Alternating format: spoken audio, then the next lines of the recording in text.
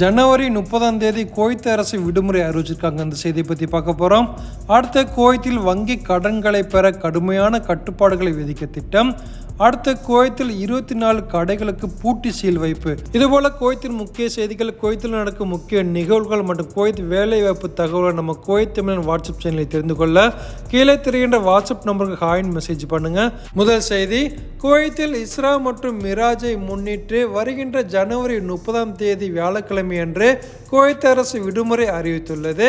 இஸ்ரா மற்றும் மிராஜ் ஆண்டு நிறைவை முன்னிட்டு ஜனவரி 30 வியாழக்கிழமை அன்று அனைத்து அரசு துறைகள், நிறுவனங்கள் விடுமுறை நாளாக கடைபிடிக்கப்படும் என்று கூறப்பட்டுள்ளது. எனவே 3 நாட்கள் தொடர் விடுமுறை, அதாவது வியாழன், வெள்ளி, சனி என 3 நாட்கள் தொடர் விடுமுறை என செய்திகள் வெளியாகியுள்ளது. அடுத்த செய்தி, குவைத்தில் வங்கி கடன்களை பெற கடுமையான கட்டுப்பாடுகளை விதிக்க திட்டமிட்டுள்ளதாக செய்திகள் வெளியாகியுள்ளது. குவைத் குடியுரிமை ரத்து செய்யப்பட்ட பலர் வங்கிகளில் கோடிக்கணக்கான கடன் வாங்கியிருப்பது கண்டுபிடிக்கப்பட்டுள்ளது.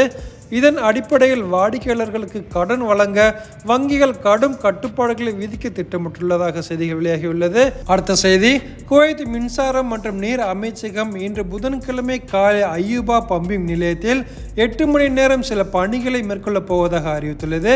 இதன் விளைவாக மங்காப், ஃபாகில், ருமேதியா, சால்வா, சல்மியா, மைதான் ஹவல்லி போன்ற முக்கியமான இடங்களில் தண்ணீர் விநியோகம் குறையும் என செய்தி வெளியாகியுள்ளது. அடுத்த செய்தி, குவைத்தில் தீயணைப்பு உரிமங்கள் இல்லாததாலும் பாதுகாப்பு தேவைகளை பூர்த்தி செய்ய தவறியதாலும் ஹவலையில் உள்ள 26 கடைகளை குவைத் தீயணைப்பு படை பூட்டி சீல் வைத்துள்ளதாக செய்திகள் வெளியாகியுள்ளது. இதுபோல குவைத்தின் முக்கிய செய்திகளை தெரிஞ்சுக்கொள்ளும் சேனலை சப்ஸ்கிரைப் பண்ணி வச்சுக்கோங்க. மீண்டும் அடுத்த வீடியோவில் சந்திப்போம். நன்றி.